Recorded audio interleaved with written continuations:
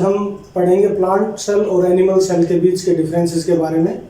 पादप कोशिका एवं जंतु कोशिका का चित्र कैसे बनाया जाता है। आमतौर पर बच्चों को ये समस्या आती है कि पादप कोशिका का चित्र कैसे बनाया जाए और जंतु कोशिका का कैसे बनाया जाए, और इसीलिए उनको इस प्रश्न का उत्तर याद करने में भी समस्या आती है। तो आज हम देखेंगे सबसे पहले कि प्लांट सेल और एनिमल सेल। प्लांट सेल यानी कि पादप कोशिका, और दूसरा एनिमल सेल। दोनों के चित्र किस प्रकार बनते हैं, ताकि भविष्य में आप इन चित्रों को आसानी से बना सकें और एग्जाम टाइम में अपना टाइम सेव कर सकें। तो एनिमल सेल यानी जंतु कोशिका,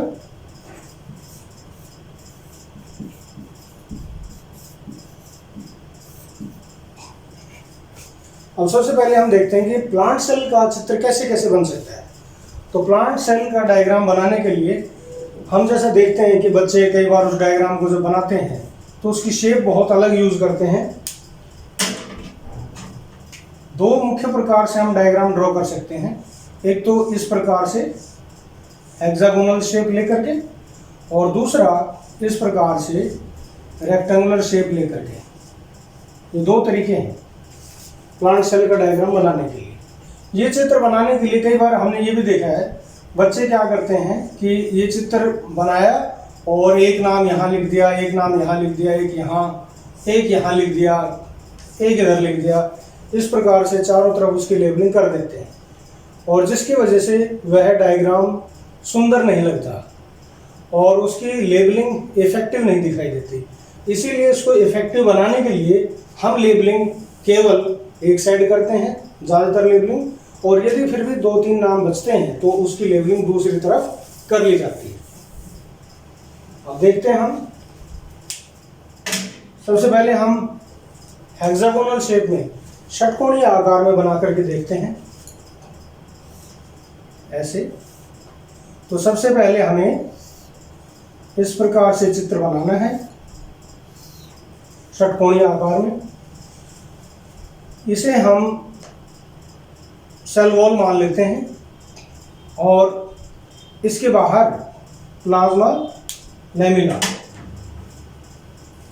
इसके बाहर प्लाज्मा लैमिना जो कि इस प्रकार से चलेगी। प्लाज्मा लैमिना वो मेम्ब्रेन होती है जो दो कोशिकाओं को जोड़ती है। इसका काम होता है दो कोशिकाओं को जोड़ना इस प्रकार से। तो ये इस कोशिका और यहाँ जो कोशिकाएं मौजूद हैं, इनके बीच में मौजूद रहने वाली मेम्ब्रेन है प्लाज्मा लैमिना। ये इसको हम कोशिका कवच भी कह सकते हैं, जो कोशिका को बचा करके रखती है। और जो भी कच्चे फ्रूट होते हैं उनके अंदर ये जो प्लाज्मा लैमिना है ये काफ़ी स्ट्रिक्ट होती है, और ये बनी होती है कैल्शियम पेक्टेट की। इसके बाहर और जो दूसरी कोशिका है, अब मैं वो बनाने जा रहा हूँ। ये जो साइड में जो और कोशिकाएं मौजूद हैं वो, तो इस प्रकार से हम इसकी साइड की एडजेसेंट सेल्स, इसके साइड में जो मौजूद कोशिकाएं हैं उनको दिखा सकते हैं इस प्रकार से। इसका मतलब ये हुआ कि ये जो है, ये बाउंड्री हम देख रहे हैं, ये और कोशिकाओं के लिए है जो इसके साइड में मौजूद होंगी। बच्चे कई बार पूछते हैं कि ये इस तरह की बाउंड्रीज हम क्यों बनाते हैं, तो ये साइड की जो बाउंड्रीज हैं वो साइड की कोशिकाओं को दिखाने के लिए। अब इसमें आ जाती है अंदर प्लाज्मा मेम्ब्रेन, प्लाज्मा झिल्ली जिसको हम कहते हैं वो। तो ये अब हमारा बाउंड्री सिस्टम तैयार हो गया प्लांट सेल वॉल का। इस प्रकार से हम एक प्लांट सेल ड्रॉ कर सकते हैं। अब इसके अंदर के हिस्से उनको बना सकते हैं और इसकी लेबलिंग कर सकते हैं। अब हम देखेंगे कि प्लांट सेल के अंदर कौन कौन से कोशिका अंग पाए जाते हैं। तो सबसे पहले अगर हम ड्रॉ करें तो सबसे मुख्य जो किसी भी सेल के अंदर होता है, किसी भी यूकैरियोटिक सेल के अंदर, न्यूक्लियस। तो इसका केंद्रक जो है पादप कोशिकाओं का केंद्रक सेंटर में ना होकर के थोड़ा साइड में होता है। सेंटर में नहीं ड्रॉ करेंगे, साइड में बनाएंगे। तो ये हम बना लेते हैं इसका केंद्रक, और केंद्रक के अंदर एक न्यूक्लियस के अंदर न्यूक्लियोइड।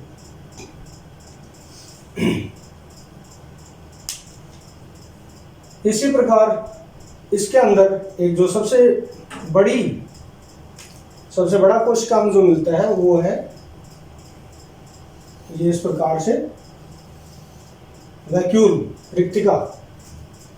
फिर इसके अंदर मिलेगा क्लोरोप्लास्ट, जो कि थोड़ा ही छोटा होता है न्यूक्लियस से। फिर इसके अंदर मिलेगा माइटोकॉन्ड्रिया। माइटोकॉन्ड्रिया को दिखाने के लिए हम क्या करते हैं, उसके अंदर की सतह को दिखा देते हैं, जिससे कि उसको समझना आसान हो जाए। फिर इसमें हम थोड़ा बहुत एक दो लाइसोसोम भी दिखा सकते हैं ऐसे। फिर इसमें हम दिखाएंगे डिक्टोसोम्स। डिक्टोसोम्स इसमें कहीं कहीं मौजूद हो सकते हैं ऐसे, इस प्रकार से। कुछ पादप कोशिकाएं ऐसी भी हैं जिनमें स्टार्च ग्रेन्स मौजूद होते हैं, और ये अक्सर बड़े होते हैं स्टार्च ग्रेन्स, क्योंकि पादप कोशिकाएं जो है वो भोजन को संचित करती हैं स्टार्च के रूप में। इसीलिए स्टार्च ग्रेन्स बहुत सारी कोशिकाओं में देखने को मिलते हैं। बस यही इसके मुख्य हैं, और अभी हम इनका एक एक करके नाम लिखते हैं। बाहर से नाम लिखना शुरू करेंगे हम इसका। सबसे पहले हमने ये लिखा नाम, ये क्या चीज़ है, कोशिका भित्ति, सेल वॉल, जिसको कि हिंदी में हम क्या बोलते हैं, कोशिका भित्ति। भित्ति मतलब दीवार। जैसे इसके नाम से जाहिर है, सेल वॉल, ये सेल की एक तरह की दीवार है जो बाहर से इसका, बाहर के वातावरण से इसको अलग करके रखती है। या हम यूँ कह सकते हैं कि बाहर से हर चीज़ से प्रोटेक्ट करने का काम सेल वॉल का है, और सेल को शेप देने का काम भी सेल वॉल का है। सेल को आकृति प्रदान करना वो भी काम सेल वॉल का है। और ये काफ़ी रिजिड होती है, काफ़ी कठोर होती है सेल वॉल। जितने भी प्लांट सेल्स हैं सभी के अंदर सेल वॉल पाई जाती है। तो एक प्रकार से मैकेनिकल स्ट्रेंथ भी प्रोवाइड करती है सेल को। इसके बाद जो बीच वाला हिस्सा है उसको लिख लेते हैं हम, यह है मिडल लैमिला। मिडल लैमिला, जैसे इसके नाम से जाहिर है, मिडल यानी मध्य, लैमिला यानी कि कॉच। तो ये मिडल लैमिला दो कोशिकाओं को आपस में जोड़ने का काम करता है। जैसे जैसे कोई फ्रूट पकता है, कोई फल पकता है, तो वो थोड़ा गुदगुदा हो जाता है, और वो जिसको कि हम देसी भाषा में कहते हैं कि वो थोड़ा पिलपिला हो जाता है, फ्लेक्सिबल हो जाता है। वो फ्रूट फ्लेक्सिबल इसलिए हुआ क्योंकि उसकी जो कैल्शियम पैक्टेट की जो लेयर है, ये लेयर टूट गई। इसलिए दो कोशिकाओं के बीच में रिक्त स्थान बन गया, स्पेस बन गया, और ऐसा होने के कारण वो जो फ्रूट है वो थोड़ा फ्लेक्सिबल हो गया, उसको हम हल्का सा पिचका सकते हैं। जैसे हम देखते हैं कि आम जब कच्चा होता है बहुत कठोर होता है, बेर जब कच्चा है बहुत कठोर होता है, लेकिन धीरे धीरे जब वो पकते हैं तो वो थोड़े नरम हो जाते हैं, क्योंकि उनकी जो मिडल लैमिला है वो टूट चुकी होती है। मिडल लैमिला बनती किससे है वो देख लेते हैं हम। तो मिडल लैमिला जो है ये बनती है कैल्शियम पैक्टेट से। कैल्शियम पैक्टेट इससे बनती है। इसके बाद हम अंदर वाली दीवार पे आते हैं, अंदर वाली भित्ति पे। मिडल लैमिला के अंदर वाली लेयर, इसको बोलते हैं plasma membrane. Plasma membrane, Hindi में इसे प्लाज्मा झिल्ली भी कहा जाता है। प्लाज्मा झिल्ली, जैसे इसके नाम से जाहिर है, ये बहुत पतली होती है और कोशिका के अंदर के सभी भाग इस प्लाज्मा मेम्ब्रेन के अंदर होते हैं। प्लाज्मा मेम्ब्रेन के बाद फिर हम जो ये बहुत बड़ा कोशिका अंग देख रहे हैं, इस कोशिका अंग को हम बोलते हैं वैक्यूल। वैक्यूल वैक्यूल यानी कि रिक्तिका। रिक्तिका। इसके बाद हम जो देख रहे हैं ये है स्टार्च कण, स्टार्च ग्रेन। और जो पादप कोशिका का सबसे मुख्य भाग है जिसके कारण पता चलता है हमें ये पादप कोशिका है, वो है ये क्लोरोप्लास्ट। अब क्योंकि क्लोरोप्लास्ट इस तरह बना हुआ है, इधर को लेबलिंग करेंगे तो माइटोकॉन्ड्रिया की लेबलिंग में दिक्कत आएगी, इसीलिए इसका नाम लिखना पड़ेगा इस तरफ।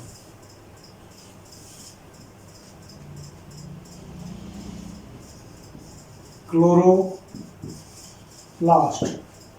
हिंदी में भी इसको हम क्लोरोप्लास्ट ही लिखते हैं, क्लोरोप्लास्ट, इस प्रकार से। अब यहाँ जो ये देख रहे हैं आप, ये केंद्रक, तो इसको हम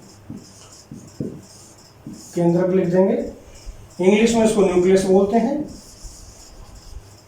बच्चे आमतौर पर न्यूक्लियस की स्पेलिंग गलत करते हैं, NEU लिख देते हैं। तो ये केंद्रक है। इसके अंदर जो कोशिका के अंदर जो तरल पदार्थ मौजूद है, जिसे मैं इस प्रकार से दिखा रहा हूँ, ये तरल पदार्थ ये कहलाता है कोशिका द्रव्य। तो ये तरल पदार्थ है कोशिका द्रव्य। और यहाँ जो ये हम देख रहे हैं ये है माइटोकॉन्ड्रिया। इसको हिंदी में भी आजकल माइटोकॉन्ड्रिया बोलते हैं, पहले सूत्र कणिका कह देते थे। माइटोकॉन्ड्रिया आमतौर पर हम 8th क्लास से पढ़ते आते हैं कि माइटोकॉन्ड्रिया का क्या मुख्य कार्य है, क्या फंक्शन है। तो माइटोकॉन्ड्रिया का मुख्य फंक्शन होता है ATP का निर्माण करना, और इसीलिए इसको कोशिका का बिजली घर भी कहा जाता है। क्लोरोप्लास्ट, क्लोरो मतलब ग्रीन, प्लास्टिड मतलब फॉर्म्ड, प्लास्ट मतलब फॉर्म्ड। तो ग्रीन कलर्ड की बॉडीज जो इसके अंदर बनी हैं उसको क्लोरोप्लास्ट कहते हैं। ये एक प्रकार के प्लास्टिड्स हैं और प्रकाश संश्लेषण में यही आवश्यक है। तो क्लोरोप्लास्ट जो है, इसीलिए इसको हम कोशिका का किचन, कोशिका का रसोई घर भी कहते हैं, क्योंकि पादप कोशिका के अंदर यही एक ऐसा कोशिका अंग है जो भोजन का निर्माण करता है।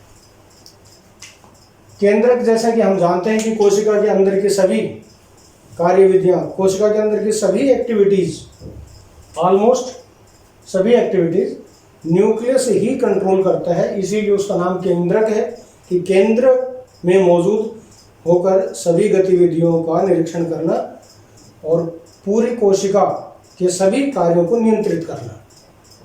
तो वो न्यूक्लियस का काम है। So it controls all the activities of the cell, चाहे वो डिवीजन की हो, सेल डिवीजन की हो, चाहे वो प्रोटीन सिंथेसिस की हो, और कोई एक्टिविटी हो, तो वो सभी ये करता है।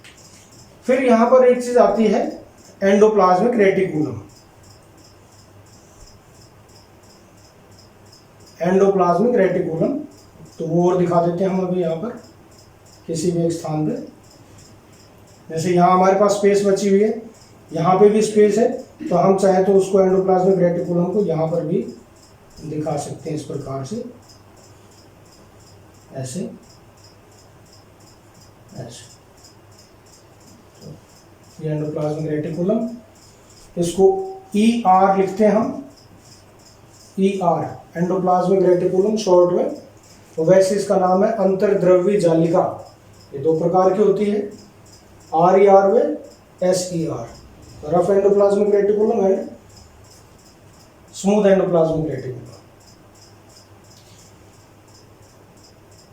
तो ये एक पादप कोशिका का एक टिपिकल प्लांट सेल का चित्र है, जिसको ड्रॉ करना काफ़ी आसान है। और यदि हम इस प्रकार से इसको बनाते हैं और एग्ज़ाम में लिखते हैं, तो कहीं हमारा नंबर कटने की कोई गुंजाइश नहीं रहती है, क्योंकि हमने सभी मुख्य भागों को लेबल कर दिया, यहाँ पर सभी को रेखांकित कर दिया, सभी भागों को, और चित्र भी बड़ी आसानी से समझा जा सकता है कि किस भाग का क्या नाम है। इसके बाद अब हम ड्रॉ करते हैं एनिमल सेल, जंतु कोशिका। अगर आप बनाना चाहें तो बना सकते हैं इसको। हाँ, तो आपने स्टूडेंट्स ये डायग्राम ड्रॉ कर लिया होगा। अभी इसमें एक चीज़ और रह गई थी, वो क्या चीज़ है, इस न्यूक्लियस के साथ में मौजूद होती है रफ एंडोप्लाज्मिक रेटिकुलम।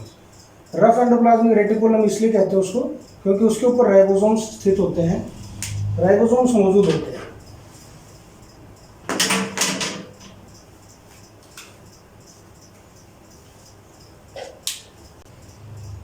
तो स्टूडेंट्स आपने डायग्राम ड्रॉ कर लिया होगा। अब इस डायग्राम में एक चीज़ और जो ध्यान देने योग्य है वो है रफ एंडोप्लाज्मिक रेटिकुलम। ये हम देख रहे थे, जो ये था यहाँ पर स्मूथ एंडोप्लाज्मिक रेटिकुलम, जिसको हमने यहाँ पर ड्रॉ किया है। ये है SER, स्मूथ एंडोप्लाज्मिक रेटिकुलम। और जो दूसरा आप देख रहे हैं वो है rough endoplasmic reticulum. Why it is rough, इसको खुरदरा अंतर्द्रव्य जालिका क्यों कहते हैं? क्योंकि इसके ऊपर राइबोसोम्स मौजूद होते हैं, और आपने पढ़ा है कि जो राइबोसोम्स हैं वो प्रोटीन निर्माण का काम करते हैं, प्रोटीन सिंथेसिस करते हैं। तो प्रोटीन सिंथेसिस के लिए राइबोसोम्स का होना अति आवश्यक है, और ये इसीलिए इसको हम RER, रफ एंडोप्लाज्मिक रेटिकुलम बोलते हैं, इसको RER। अब आप ये सोच रहे होंगे कि सेल के अंदर ये सभी चीज़ें मौजूद हैं, फिर सेल बाहर वाली कोशिकाओं से, साथी कोशिकाओं से आदान प्रदान कैसे करता होगा? बिल्कुल ठीक बात है। आसपास की कोशिकाओं से उसको आदान प्रदान करने के लिए यहाँ पर कुछ एक गैप चाहिए, जिसको कि हम क्या बोलते हैं? प्लाज्मोडेस्मा। तो यहाँ इस प्रकार से गैप्स मौजूद होते हैं, जिनको प्लाज्मोडेस्मा कहा जाता है। और इन प्लाज्मोडेस्मा के द्वारा कोशिका को जिन जिन चीज़ों की आवश्यकता है, जो मटेरियल कोशिका को चाहिए, वो मटेरियल ये अंदर ले लेते हैं, और जो मटेरियल इनको बाहर निकालना है, निष्कासित करना है, वो इन प्लाज्मोडेस्माटा के द्वारा बाहर निकाल दिया जाता है। तो इस प्रकार से साइड की कोशिकाओं के साथ में इनका एक बैलेंस, इनका एक मटेरियल्स का एक्सचेंज होता रहता है, और जिससे कोशिका जीवित बनी रहती है। तो ये था प्लांट सेल के बारे में। अब हम आते हैं एनिमल सेल के बारे में। एनिमल सेल बनाना इससे काफ़ी आसान रहता है, क्योंकि वहाँ पर हमें ना तो प्लाज्मा लेमिला, ना तो हमें मिडल लेमिला बनानी है, और ना ही वहाँ पर हमें सेल वॉल बनानी है।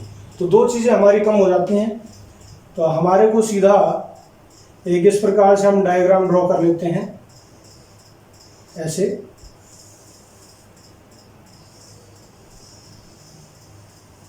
ये एक टिपिकल एनिमल सेल का चित्र मैं आपको दिखा रहा हूँ।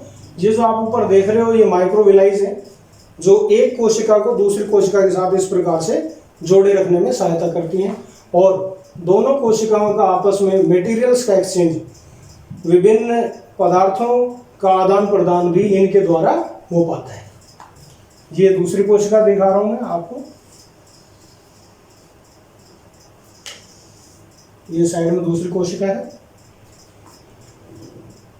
एनिमल सेल में बीच में क्या मौजूद होता है वो देखते हैं हम सबसे पहले। तो एनिमल सेल के अंदर जो सेंटर की पोजीशन है वो आमतौर पर ऑक्युपाइड होती है किसके द्वारा? न्यूक्लियस के द्वारा। तो यहाँ न्यूक्लियस मौजूद होता है इस प्रकार से। न्यूक्लियस क्योंकि एक डबल मेम्ब्रेन ऑर्गेनेल है, इसीलिए मैं इसकी दो मेम्ब्रेन दिखा रहा हूँ। तो ये डबल मेम्ब्रेन ऑर्गेनेल है। न्यूक्लियस के बाहर इसके संपर्क में कौन होता है? इसके संपर्क में होती है RER, रफ एंडोप्लाज्मिक रेटिकुलम, इस प्रकार से। अब रफ एंडोप्लाज्मिक रेटिकुलम जैसे इसके नाम से जाहिर है ये रफ है। तो रफ क्यों है? क्योंकि इसके ऊपर राइबोसोम्स मौजूद हैं जो प्रोटीन सिंथेसिस करते हैं। काम वही है प्लांट सेल में भी, एनिमल सेल में भी। वहाँ पर भी प्रोटीन का निर्माण का काम है, और यहाँ पर भी प्रोटीन निर्माण का काम है। इसके बाद एक और बड़ी खास चीज जो एनिमल सेल में है, प्लांट सेल में नहीं होती है, वो है सेंट्रोसोम्स। एक पेयर सेंट्रोसोम्स का मौजूद होता है एनिमल सेल में। इसका काम क्या होता है? इसका काम होता है सेल डिवीजन के दौरान स्पिंडल एपरेटस का निर्माण करना, तो तर्कु तंतुओं को बनाना और एक पोलैरिटी मेंटेन करना ताकि सेल डिवीजन आसानी से हो सके।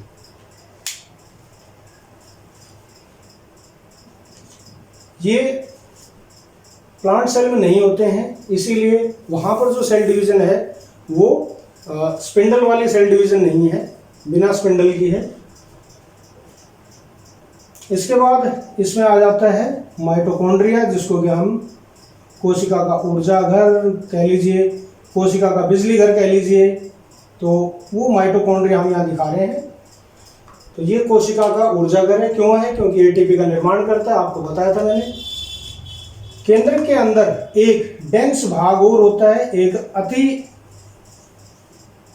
घनत्व वाला भाग होता है जिसको न्यूक्लियस बोलते हैं, और बाकी केंद्र के अंदर इस प्रकार से क्रोमोसोम्स मौजूद होते हैं। जैसे आप ये देख रहे हैं, इस प्रकार से क्रोमोसोम्स रहते हैं केंद्र के अंदर। तो पादप कोशिकाओं में क्रोमोसोम्स लंबे होते हैं और जंतु कोशिकाओं में क्रोमोसोम्स इतने अधिक लंबे नहीं होते। फिर इसमें आ जाता है साइटोप्लाज्म। साइटोप्लाज्म को हम इस प्रकार से डॉट डॉट करके दिखाते हैं एग्जाम में, क्योंकि साइटोप्लाज्म पूरे सेल के अंदर फैला हुआ होता है और ये सभी कोशिका अंग उसी में तैरते रहते हैं, अपने एक स्थान से दूसरे स्थान। इस प्रकार से ये साइटोप्लाज्म होता है, फ्लूइड मीडियम प्रोवाइड करता है सेल को। फिर इसमें आते हैं लाइसोसोम्स। लाइसोसोम्स, यहाँ पर लाइसोसोम्स की संख्या अधिक होती है। पादप कोशिकाओं में लाइसोसोम्स बहुत कम होते हैं या नहीं होते हैं। कुछ कोशिकाएं ऐसी जिनमें नहीं होते हैं, कुछ में मिलते हैं तो बहुत कम मिलते हैं। फिर यहाँ पर होते हैं ऑयल ग्लोब्यूल्स।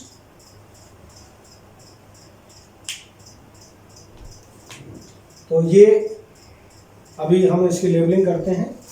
ये लाइसोसोम, हिंदी में भी इसको लाइसोसोम ही कहा जाता है। ये सेंट्रियोल, इसको हिंदी में तारक काय बोलते हैं। तारक, आप देख रहे हो कि तारे जैसे बनाए हैं, तो इसीलिए इसको तारक काय कहा जाता है। और इसका काम होता है स्पिंडल का निर्माण करना ताकि कोशिका विभाजन आसानी से हो सके। फिर ये जो आप देख रहे हो, ये केंद्रक की झिल्ली है, केंद्रक का आवरण है, न्यूक्लियर मेम्ब्रेन, और ये पूरा का पूरा न्यूक्लियस।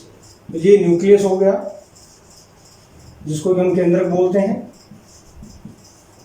अब केंद्रक के अंदर ये डेंस भाग जो हम देख रहे हैं वो क्या है? ये केंद्रिका है, न्यूक्लियोलस। न्यूक्लियोलस केंद्रिका। ये जो हम देख रहे हैं ये रफ एंडोप्लाज्मिक रेटिकुलम है, RER, खुरदरी प्रद्रव्य जालिका। तो खुरदरी द्रव्य जालिका है, इसके ऊपर क्या मौजूद है? जो इसको RER बना रहा है वो है राइबोसोम। तो यहाँ पर हम इसमें लिख सकते हैं राइबोसोम। अब राइबोसोम भी दो प्रकार के होते हैं, 70S एंड 80S। तो 80S जो राइबोसोम्स हैं वो यूकैरियोट्स में मिलते हैं और दूसरे वाले प्रोकैरियोट्स में मिलते हैं। ये जो हम देख रहे हैं ये क्या है? माइटोकॉन्ड्रिया। अब आप देख रहे हो कि डायग्राम बनाना कितना सरल है। अब हमारी कुछ चीज़ें और बच गई हैं, जैसे कि गोल्जी बॉडीज जो इस लाइसोसोम का निर्माण करती है, इन लाइसोसोम्स को बनाएगी। तो वो क्या चीज़ है? वो है गोल्जी बॉडीज। इस प्रकार से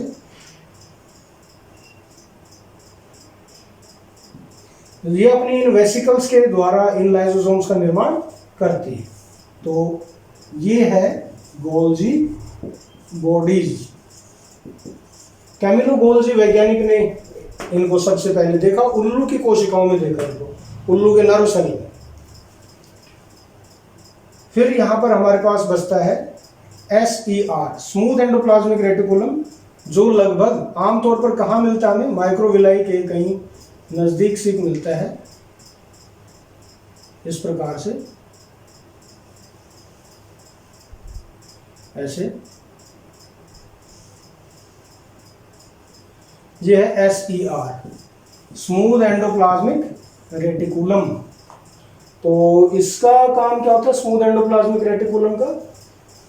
ये विभिन्न प्रकार के लिपिड का निर्माण करता है, ग्लाइकोजन को स्टोर करता है। ग्लाइकोजन जो एक कार्बोहाइड्रेट है, एनिमल्स के अंदर स्टोर होता है एक्स्ट्रा फूड के रूप में। तो SER इसीलिए ज़्यादा कहाँ मिलेगा, लीवर में, क्योंकि लीवर ग्लाइकोजन बनाता है। और दूसरा कहाँ मिलेगा, मसल में, क्योंकि मसल्स भी जो है वो ग्लाइकोजन को स्टोर करती हैं ताकि उसको यूज़ किया जा सके at the time of emergency. जब हमारे पास भोजन की कमी है या हम भोजन नहीं ले रहे हैं तो उस समय यही ग्लाइकोजन टूट करके फिर दोबारा ग्लूकोज बनाता है। तो स्मूथ एंडोप्लाज्मिक रेटिकुलम ये भी बड़े काम का है। गोल्जी बॉडीज ये भी बड़े काम की हैं क्योंकि ये लाइसोसोम का निर्माण करेंगे। लाइसोसोम को हम आत्मघाती थैली भी कहते हैं क्योंकि लाइसोसोम के अंदर बहुत ही स्ट्रॉन्ग एसिडिक एंजाइम्स होते हैं, जैसे हाइड्रोलेज, न्यूक्लियस, फॉस्फेटेज, इस प्रकार के एंजाइम्स होते हैं। और अगर ये फट जाएं तो ये पूरी की पूरी कोशिका को नष्ट कर देते हैं। इसीलिए इसको हम, लाइसोसोम को हम सुसाइडल बैग, आत्मघाती थैली भी कहते हैं। तो ये कोशिका के लिए एक प्रकार से सुसाइडल बैग है। गोल्जी बॉडीज, इनका भी काम बड़ा अच्छा है। जो भी कोई प्रोटीन यहाँ से तैयार होती है न्यूक्लियस के द्वारा और रफ एंडोप्लाज्मिक रेटिकुलम के द्वारा, उस प्रोटीन की पैकेजिंग, उस प्रोटीन को पूर्ण रूप में तैयार करना, वो गोल्जी बॉडीज का काम होता है। और भी कई कार्य हैं गोल्जी बॉडीज के। और अब इसमें हमारे पास बच गया थोड़ा सा ग्लाइकोजन ग्रेन्यूल्स।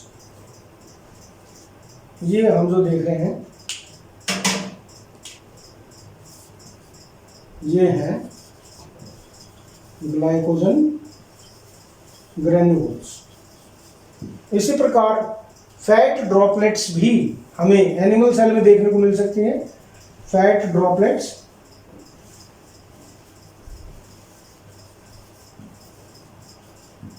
लेकिन ये जरूरी नहीं कि हर एक कोशिका में फैट ड्रॉपलेट मौजूद हो।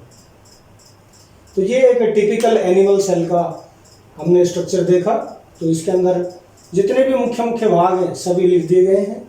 सभी का आपको काम भी बता दिया गया है कि किस किस का क्या क्या मुख्य कार्य है।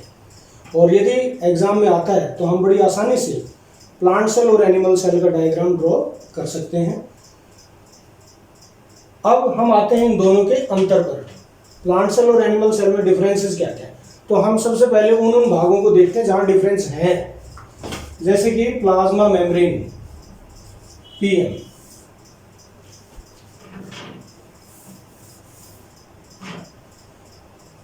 ये हम ले लेते हैं प्लांट सेल और दूसरा ले लेते हैं एनिमल सेल। जैसे हम किसी गाड़ी के जो पैम्फलेट आते हैं उस पर गाड़ी की विशेषताएं लिखी रहती हैं कि इसका न्यूटन, इसका फोर्स 110 न्यूटन है टॉर्क और इसका टॉर्क 120 न्यूटन है, इसमें ड्यूअल एयर बैग है, इसमें नहीं है। उस प्रकार से राइट रॉन्ग के हिसाब से हम देखते चलते हैं कि किस में क्या चीज़ है क्या नहीं है। तो प्लाज्मा मेम्ब्रेन प्लांट सेल में भी होती है, एनिमल सेल में भी होती है, ये कॉमन चीज़ है। सेल वॉल की अगर हम बात करें, सेल वॉल प्लांट सेल में है, एनिमल सेल में नहीं है। सेंट्रियोल्स, सेंट्रियोल्स की अगर हम बात करें तारकाय, प्लांट सेल में नहीं है, एनिमल सेल में है। गोल्जी लाइसोसोम्स प्लांट सेल में है लेकिन कम है, एनिमल सेल में ज्यादा है।